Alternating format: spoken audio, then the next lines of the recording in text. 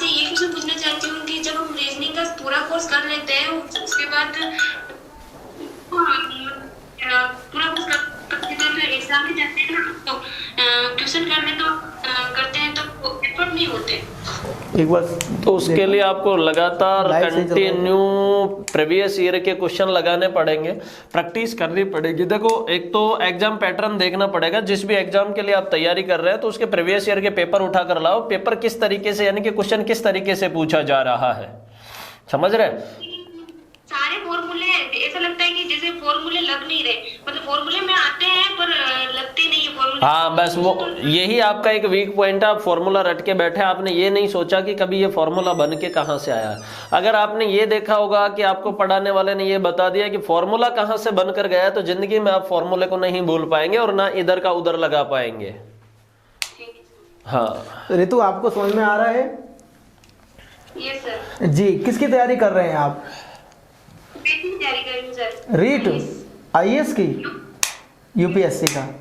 तो अभी तक आपने क्या क्या पढ़ा है, थोड़ा बताएंगे अपने बारे में, क्या क्या तैयार मैंने बेसिक से पढ़ना स्टार्ट किया, जियोग्राफी वगैरह सी से 8 मतलब मैंने एग्जाम पैटर्न देखा है, एग्जाम सिलेबस देखा है और पहले जो आईएएस बने उनकी राइटिंग देखी है वगैरह सब कुछ देखा है। अच्छा, यूपीएससी में टोटल कितने अंक का होता है पेपर? टोटल तो ये तो नहीं पता, बट पहले मुझे ये पता है पहले पेपर में। ठीक है, अभी बंद करूं? ठीक है, तो ये देखिए मैंने अभी आपसे जस्ट एक प्रश्न पूछा है कि यूपीएससी में जो एग्ज़ाम है, ये दिक्कत है बच्चे पढ़ के आते नहीं है बिल्कुल भी। अभी आप बोल देना कि भाई मैं निकलूँगा। हाँ, आवाज़ आ रही है आप सभी को?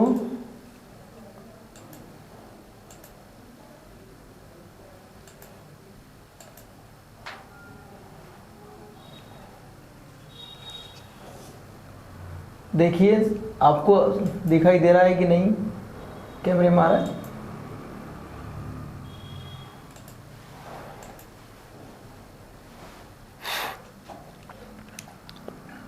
वॉइस आवाज़ आ रही है? एक दूसरे एप्लीकेशन उसमें चला के देखो ना एक बार, और ये चालू करके रखा करो दूसरे फ़ोन में एक बार, ताकि उसी से पता चलता है कि वहाँ आवाज़ आ रही है कि नहीं आ रही। कई बार बच्चों से पूछना पड़ता है ना।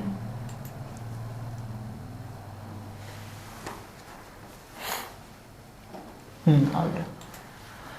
हाँ तो भैया अब सुनिएगा सब लोग एक बार। तो अभी हम सेशन को एंड करने वाले हैं और जल्दी ही मिलेंगे आपसे लाइव क्लासेज में, और उसके लिए आप सब लोगों को हमारी टीम की तरफ से ऑल द बेस्ट, और इंतज़ार कीजिएगा, बहुत जल्दी आपकी क्लासेज हम शुरू करने वाले हैं और आप और हम मिलकर एक बहुत बड़ा आयाम स्थापित करने वाले हैं, जिसका आपके और आपके परिवार वालों को बेसब्री से इंतज़ार है। ठीक है, तो मिलते हैं हम बहुत जल्दी और रूबरू होते रहेंगे। आप जो भी टेलीग्राम चैनल हैं वो सब ज्वाइन कर लीजिएगा, वहाँ पर आप अपनी क्वेरीज हमें बता सकते हैं, एक एक चीज़ को आप लोगों को सोल्व किया जाएगा। ठीक है, चलिएगा, तो एक बार सर भी जुड़ रहे हैं और फिर हम मिलते हैं नेक्स्ट सेशन में। ठीक है, आज सर ने आपके लिए समय निकाला है और फैकल्टी के तौर पे आप पूछ रहे थे बार बार, तो प्रमोद सर हैं, प्रमोद यादव सर। मैं प्लेटफॉर्म पर किसी भी इंस्टीट्यूट का नाम नहीं लूँगा, हाँ, लेकिन बहुत बड़े बड़े प्लेटफॉर्म पे आप ढूंढेंगे प्रमोद यादव तो मिल जाएंगे। और ये आपके लिए सौभाग्य की बात है कि कोई आपके लिए इतना समय निकाल रहा है कीमती। सर रेगुलर आपको अध्ययन करवाएंगे। साथ ही इसके साथ कल की सूचना भी आपको टेलीग्राम पे आ चुकी है कि कल कोलकाता से हमारे साथ गोपाल सर जुड़ेंगे। सब बच्चों को सूचना है टेलीग्राम पर, फेसबुक पर और इंस्टाग्राम पर, यूट्यूब पर, जहां आप सोशल मीडिया अकाउंट एक पहल इंडिया एमपी यूपी और एक पहल इंडिया राजस्थान, जहां भी आप देख रहे हैं उसमें देख सकते हैं। तो अपडेट हम रखते हैं, लेकिन गलती क्या है कि आप उसको ध्यान नहीं देते हैं। केवल अभी सर को निकलना है तो इसलिए एक सेशन सर का थोड़ा जल्दी एंड किया गया है केवल। और कोई सवाल है आपका तो मैं आपसे बात कर सकता हूँ केवल, और हम लोग कंटिन्यू रख सकते हैं। ठीक है, हाँ, तो बेटा सर को नीचे तक। तो ये है, आपका कोई और सवाल है, कोई कुछ जानना चाहते हैं तो आप बात कर सकते हैं, बात रख सकते हैं। अभी थोड़ा समय बचा हुआ है और जितने भी स्टूडेंट्स हैं अपनी तैयारी को लेकर, नवदीप मीना आप क्वेश्चन पूछना चाह रहे हैं। नवदीप मीना, नवदीप बताइए। जी जय हिंद, कैसे हैं आप? जी सर मैं अच्छा जी मैं पूछ रहा था। हाँ बोलते रहिए, मैं सुन रहा हूँ आपको। मतलब सर मैं करंट अफेयर्स के लिए बस द हिंदू पढ़ना मतलब जरूरी है या फिर उसके अलावा और चीज से भी हम करंट अफेयर्स पढ़ सकते हैं? चलिए मैं थोड़ा सा आपसे जान लेता हूँ। क्या करते हैं आप? अभी फर्स्ट ईयर में हैं, सेकंड ईयर में हैं, फाइनल ईयर में हैं? सर मैं अभी बीए फर्स्ट ईयर में हूँ। फर्स्ट ईयर में। देखिए अभी करंट अफेयर्स के लिए आपको क्या लगता है कि करंट की आपको कहाँ ज़रूरत पड़ रही है? आप मुझे थोड़ा ये बताइए।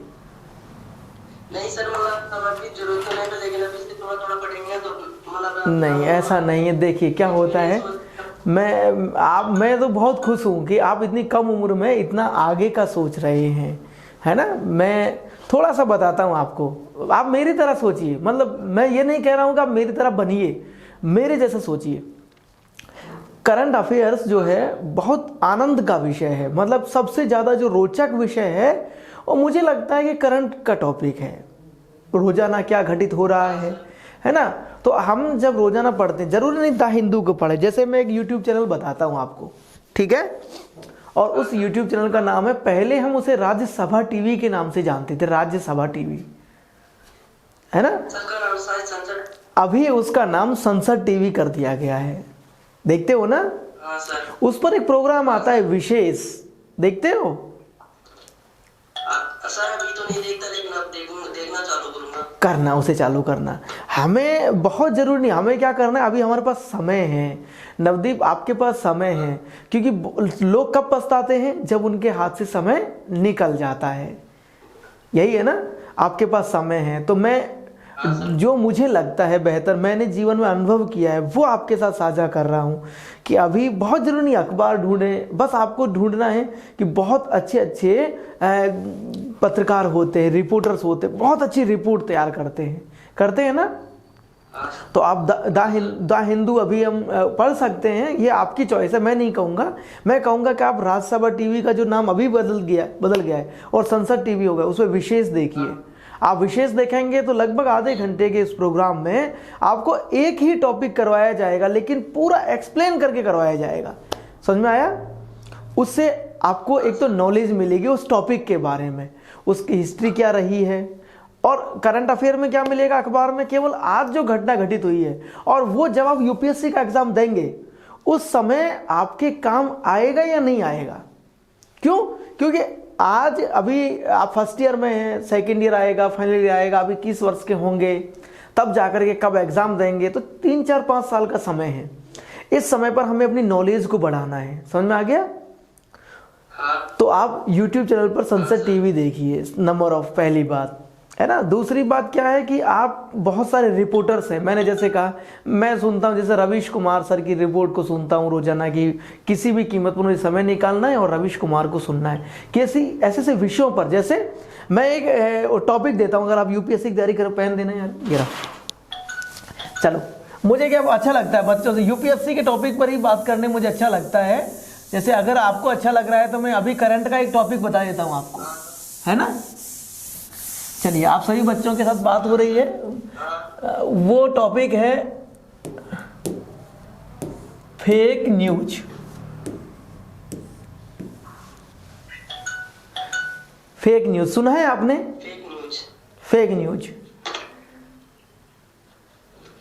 हाँ सर, आपकी वॉइस कट कट के आ रही है। अभी अब साफ आ रही है?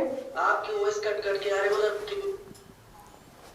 मतलब अब साफ आ रही है आपको? अब आपको साफ? जी, मैंने एक टॉपिक बताया आपको करंट का। आज का टॉपिक है फेक न्यूज, है ना। आप फेक न्यूज, इनके पहले, सबसे पहले तो इनके कारण आपको ये पता लगाना है, इसके कारण क्या है। दूसरा, ये फेक न्यूज आती कहां से हैं, ये क्यों फैलाई जाती हैं,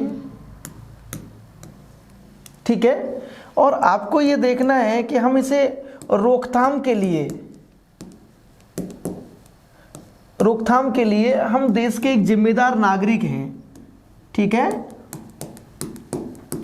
हम देश के जिम्मेदार नागरिक हैं तो हमारे क्या दायित्व है, और इनकी रोकथाम के लिए सरकार ने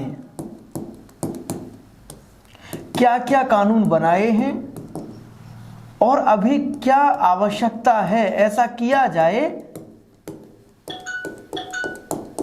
कि इन पर रोक लगे।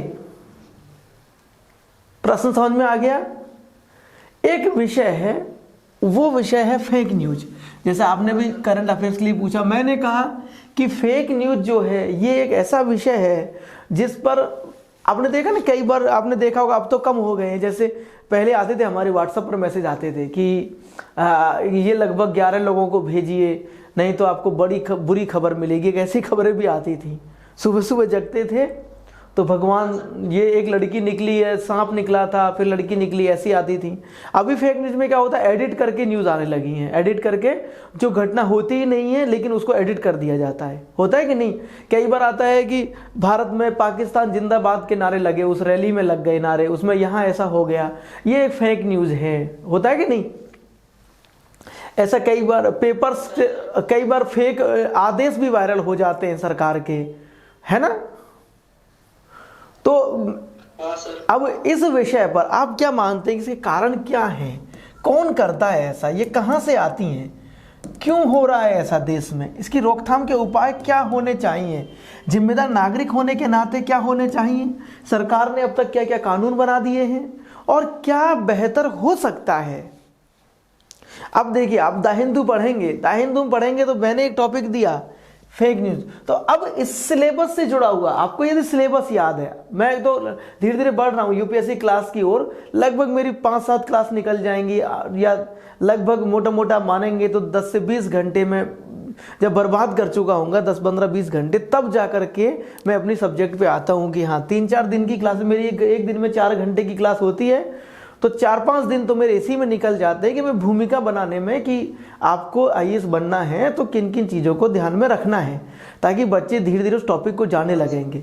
तो आप अखबार पढ़ेंगे तो उससे पहले अखबार द हिंदू बेस्ट है, हिंदी संस्करण पढ़ेंगे, दैनिक जागरण पढ़ लेते हैं, राष्ट्रीय संस्करण, तो भी बेस्ट है, और इंग्लिश मीडियम पढ़ेंगे तो भी बेस्ट है। लेकिन मैं चाहता हूँ कि आप किसी भी टॉपिक को सिलेबस में से देख लें और अखबार रखते समय आप ये देखें कि ये बिंदु पेपर के लिहाज से मेरे लिए महत्वपूर्ण है या नहीं, तो दी बेस्ट है। अब आप पेपर पढ़ने बैठेंगे, जैसे अभी कौन सा अखबार पढ़ते हैं आप? सर अभी तो वही मतलब दैनिक भास्कर ही पढ़ता हूँ। चलो दैनिक भास्कर पढ़ते हो, दैनिक भास्कर में से आप आज की कोई महत्वपूर्ण खबर बताइए जो आपके पेपर के लिहाज से हो। आज पढ़ा था सर, मतलब इतनी इम्पोर्टेंट खबर तो नहीं आती, वही अपने गांव नहीं, ऐसा नहीं है, यही दिक्कत है। मैं बस रियल बता रहा हूँ, मैं ऑफलाइन क्लास मोड से नवदीप पहली बार ऑनलाइन क्लास मोड की ओर आया हूँ। मैं हमेशा डरता भी था कि सच में मुझे, मतलब मेरे अंदर से फील नहीं आता है कि मैं ऑनलाइन क्लास में बहुत बेस्ट कर पा रहा हूँ। ऑफलाइन में क्या होता है, सामने जब आप होते हैं तो आपके चेहरे को देख के मैं पता लगा लेता हूँ कि क्या चल रहा है। मैंने एक प्रश्न पूछा कि आज आपको आज के अखबार में आपके पेपर के लिहाज से खबर क्यों नहीं पता है, क्योंकि आपको रियल में पेपर के बारे में नहीं पता है कि पेपर में हमारे जो एग्ज़ाम है उसके सिलेबस में कौन सा टॉपिक न्यूज़ से जुड़ा हुआ आ गया और जो बन सकता है पेपर के लिए, खबर बन सकता है। समझ में आ रहा है कि नहीं? क्वेश्चन बन सकता है, इसलिए आपको नहीं पता है। मैंने इसलिए एक टॉपिक उठाया, फेक न्यूज, है कि नहीं? आप अखबार कोई सा भी पढ़ लेंगे, देखो अब अभिव्यक्ति अखबार में आता है ना, अभिव्यक्ति एक पेज आता है, आता है, तो उसमें आपने पढ़ा था आज अभिव्यक्ति में क्या आया था, ये बताइए। चलो दैनिक भास्कर में ही एक अभिव्यक्ति आता है, तो उसमें क्या आया था?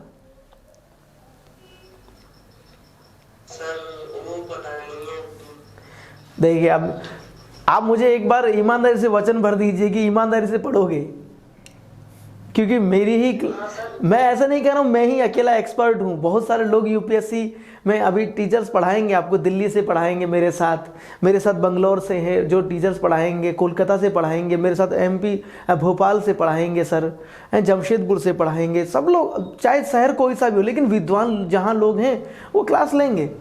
मेरा इंटरेक्शन बच्चों के साथ बहुत अलग तरीके का होता है। मैं खुद के जैसा उनमें एक व्यक्ति देखना चाहता हूँ जिसमें बहुत ललक है करने की, कुछ इस तरीके से। तो आज जो आपने सवाल पूछा अच्छा सवाल था, पर उससे संतुष्टि नहीं मिल पाई, है ना। तो आप आज से ही पहले खबरों में संसद टीवी देखना शुरू करेंगे, ठीक है।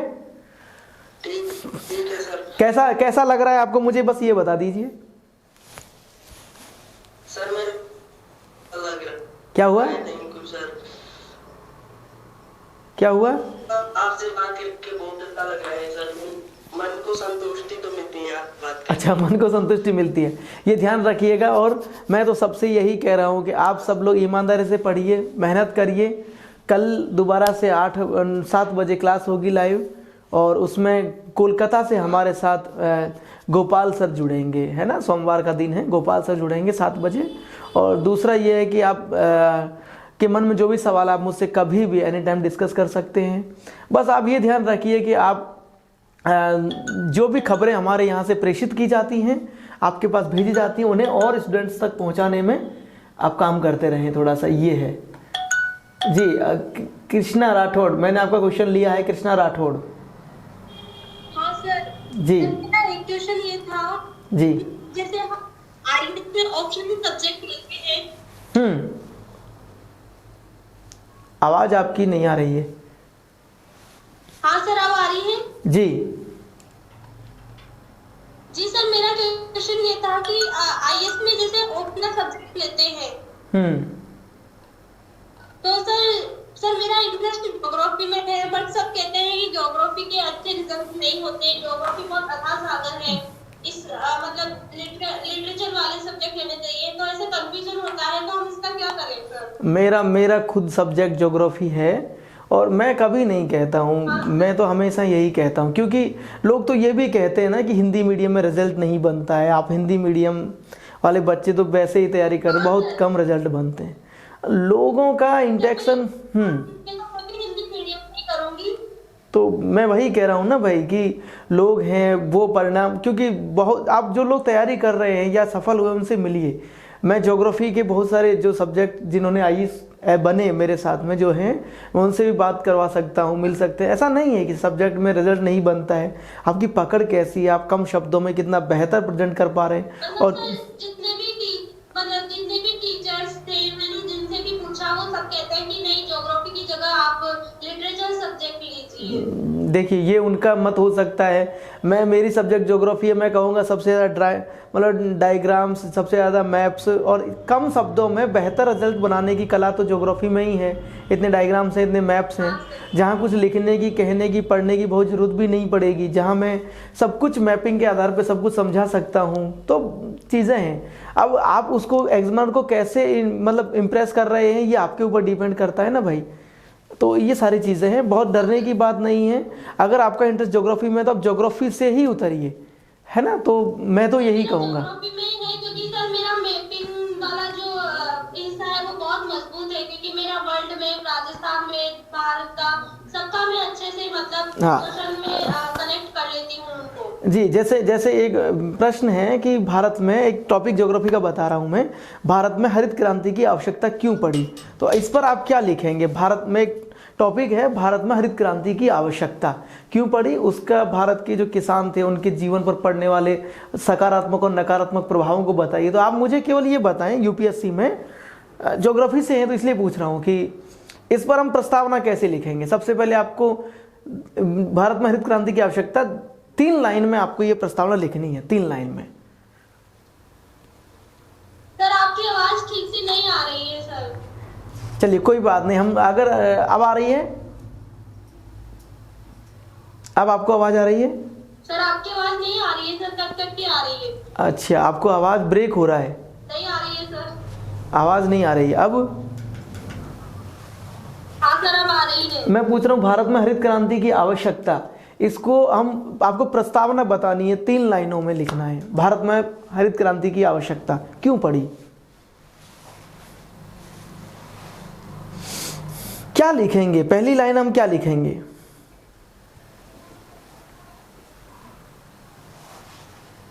ताकि एग्जामिनर को हम इम्प्रेस कर सकें। हम बता सके कि हम ज्योग्राफी से हैं। आवाज़ नहीं आ रही है आपको। चलिए कल मिलेंगे हम और इस प्रश्न को लेकर के आगे बढ़ेंगे और कल यहाँ से आगे बात करेंगे। आप सबके पास सारी चीज़ें सुविधाएं, एक पेन इंडिया के बारे में जानकारी सब कुछ है। जो भी डिस्कस करना चाहें आप सीधे भी आप हमसे बात कर सकते हैं, जुड़ सकते हैं। और कल की क्लास में दोबारा 7 बजे से लाइव रहेंगे। तब तक के लिए जय हिंद, जय भारत।